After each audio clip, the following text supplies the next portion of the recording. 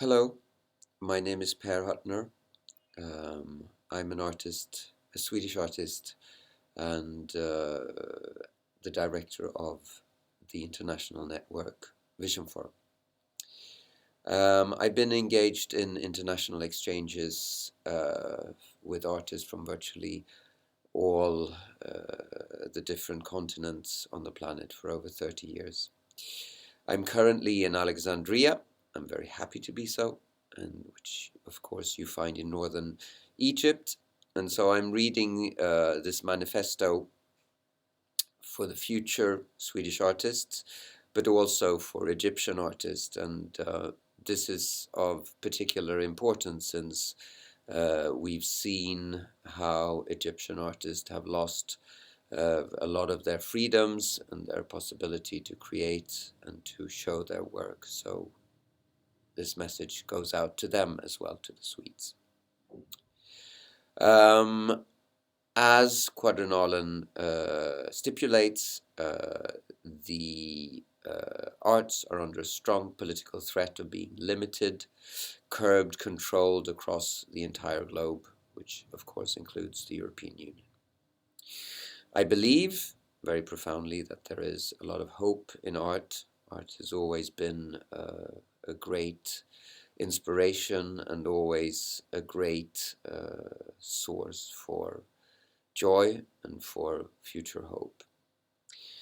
It is therefore, that's the reason why I've chosen to support Quadrennalen and also the artists in the Middle East who continue to produce and to show their work in any shape or form that it might take.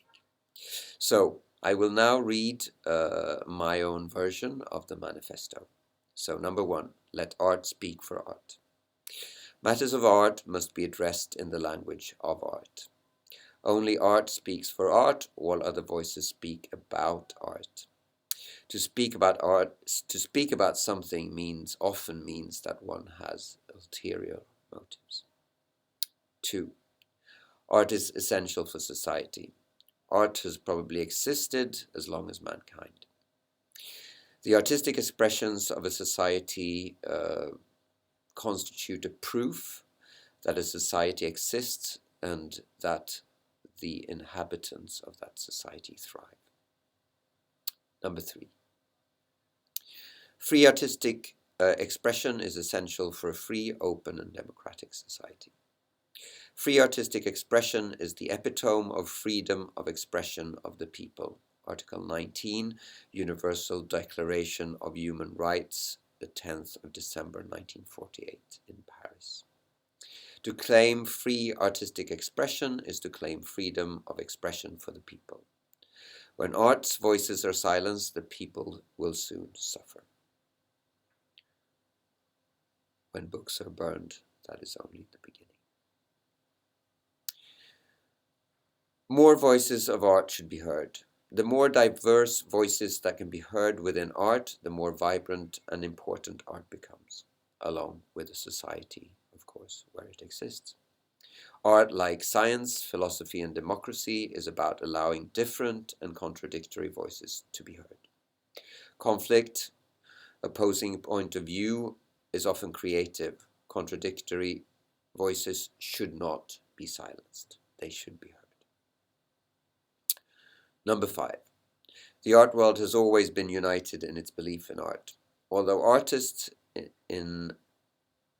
always have disagreed about most things, they have never disagreed about the importance of art. Art transcends opinions and tastes. Number 6. Art and the individual art practice are independent. Art is a movement through history. What is hailed today will certainly be shunned in the future, and vice versa. Art is not about judgment. It's not about defining neither quality nor quantity. All forms of art should exist.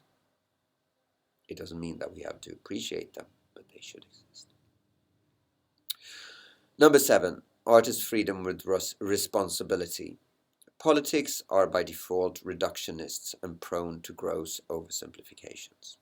This we know. Art is not. Art is about showing the human condition in all its complexity and with all its paradoxes, weaknesses, desires, whims, and whatever it is that we are as human beings. We're far from perfect. Only politicians can be so stupid to believe that someone is perfect. Politicians should not meddle in the content, and here I have to say content, of art, science, or philosophy. Their job is to allocate resources so that people with rich experiences in respective fields can make the most of these resources. Number 8. I don't really see that there's a difference between the individual and the collective, because the collective is just a bunch of individuals who get together at a certain point in time and in space because they share an interest or something that they want to fight for or against. So that is my short reflection on number 8. Number 9, art is transdisciplinary.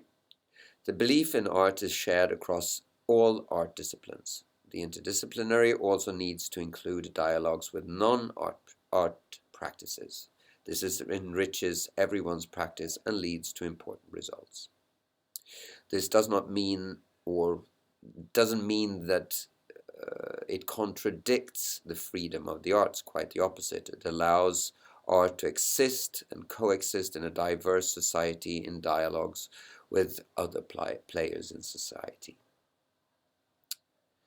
Number 10, art is worldwide. Art knows no boundaries in time or space. So I will now just show you the beautiful view here to show that it is indeed global.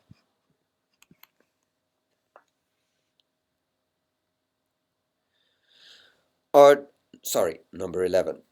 Art keeps making art all the time and in dialogues with all our pasts and all our potential futures. Number 12. The only concern of art is art and the society, as well as the fantasies that art can make up, and it's made manifest through artistic expression. Art is deeply and profoundly political, but should not meddle in politics. 13. The power of art is its ability to change over time.